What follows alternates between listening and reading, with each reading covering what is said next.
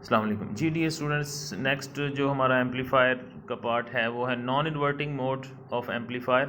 तो operation amplifier को non inverting mode में जिस तरह ये डायग्राम है इसमें अगर आप देखें तो हम सिग्नल अप्लाई करेंगे प्लस जो पॉजिटिव टर्मिनल है उसके ऊपर, तो ये है नॉन इन्वर्टिंग आपका मोड।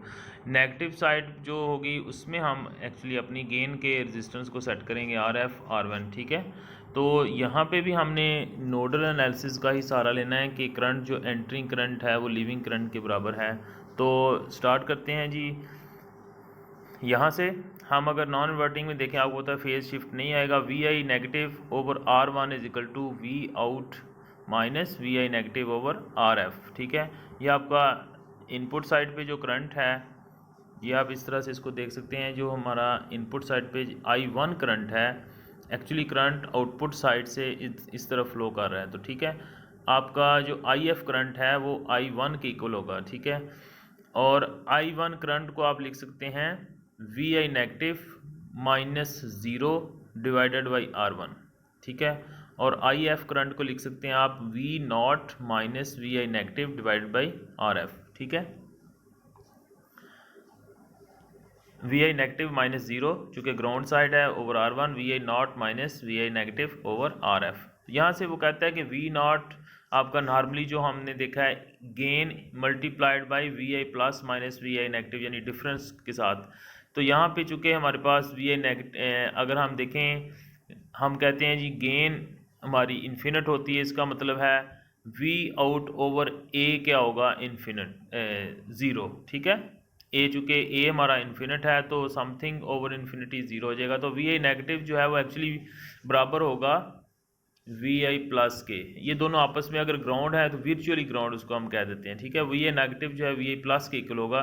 तो हम V not minus V negative की बजाय V not minus V plus लिख सकते हैं क्योंकि ये दोनों आपस में बराबर हैं, ठीक है। तो VI नेगेटिव की जगह VI प्लस हम यूज़ करेंगे।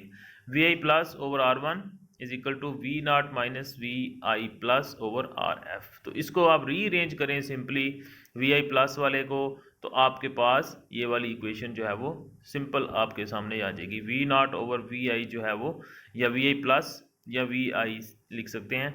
तो ये R1 plus RF over R1 होगा, तो 1 प्लस RF ओवर R1 इसको आप लिख सकते हैं। ये आपके पास नॉन इन्वर्टिंग मोड में आपके सामने सिग्नल आएगा, ठीक है। इसको आप एग्जाम्पल कोई भी इसकी डिज़ाइन कर सकते हैं, कोई भी एम्पलीफायर किसी भी गेन के लिए नॉन इन्वर्टिंग मोड में आप कर सकते हैं डिज़ाइन, ठीक है।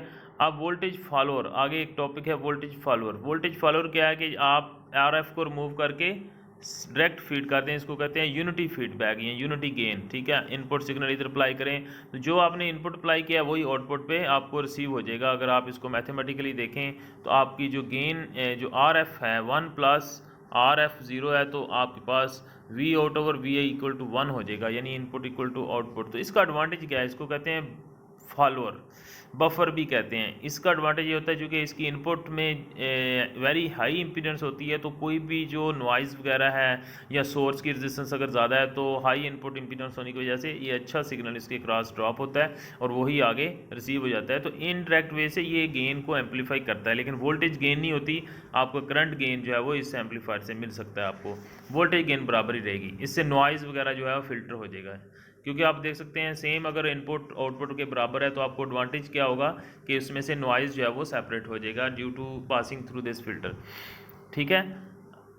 अब आपके पास सिंपल एक एग्जांपल है, नॉन इन्वर्टिंग की एग्जांपल है। उसने कहा कि आपके पास in certain application signal source है हमारे पास 60 kilo ohm internal source resistance है उसकी, और कहता है कि हमारे पास सिग्नल की इनपुट जो है वो 1 वोल्ट RMS है और signal must be amplified 2.5 volt कहता है आउटपुट आपको मिलनी चाहिए, जबकि 1 किलो ओम का लोड लगा हो। तो कहता है इतना जो है वो एम्पलीफाई होना चाहिए। और फेज़ की कहता है कोई लिमिट नहीं, आप कोई भी फेज़ जो है वो इन्वर्जन में भी लगा सकते हैं और नॉन वर्जन में भी, यानी इन्वर्टिंग नॉन वर्टिंग किसी भी मोड में कहता लगा सकते हैं। Design operation amplifier circuit for this application, कहता है एक एम्पलीफायर हमें डिज़ाइन करके दें इस एप्लीकेशन के लिए, गेन 2.5 होनी चाहिए। तो 2.5 गेन के लिए कहता है अगर इन्वर्टिंग मोड में हम लगाएं RF ओवर R1 हम लिखें 2.5, हम एक रेजिस्टेंस को सपोज करते हैं RF इज़ 250 किलो ओम, तो R1 कितना आ जाएगा, गेन से डिवाइड करेंगे तो 100 किलो ओम आपके पास आ जाएगा। तो अब हम देखना ये है कि क्या ये जो गेन हमने यूज़ की है इसके मुताबिक आपकी आउटपुट जो है वो 2.5 वोल्ट आ रही है।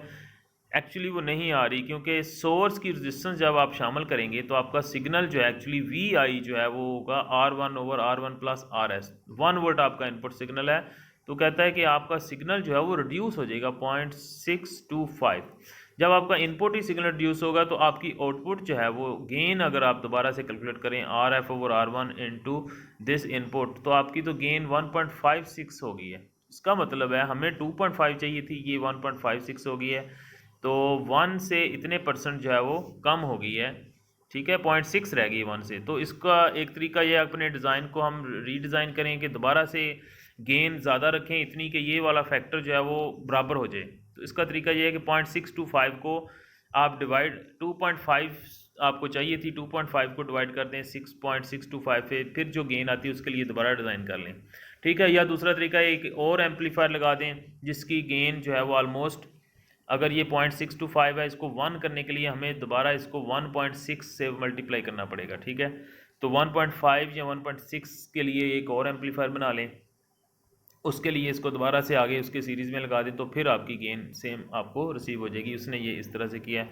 या आप 4 गेन के लिए ऑलमोस्ट ये 4 बनेगी, 2.5 की बजाय 4 आउटपुट के लिए आप दोबारा से इसको डिज़ाइन कर सकते हैं, ठीक है, रेजिस्टेंस वेरी करके, ठीक है, जो फैक्टर है उसमें से माइनस कर देंगे, ठीक है। आगे कंपनसेटिंग रेजिस्टेंस है वो हम नेक्स्ट क्लास में करेंगे। आज की क्लास एक्टिविटी में आप यही एग्जांपल जो है मुझे सॉल्व करके व्हाट्सएप करेंगे, ठीक है। डिज़ाइन को रीडिज़ाइन इसलिए करना पड़ा कि आपका सिग्नल सोर्स के क्रॉस ड्रॉप हो रहा है, तो हम आपके एम्पलीफायर को रीसेट करेंगे, अपनी दोबारा से डिज़ाइन करेंगे, ठीक है। तो शुक्रिया, थैंक यू।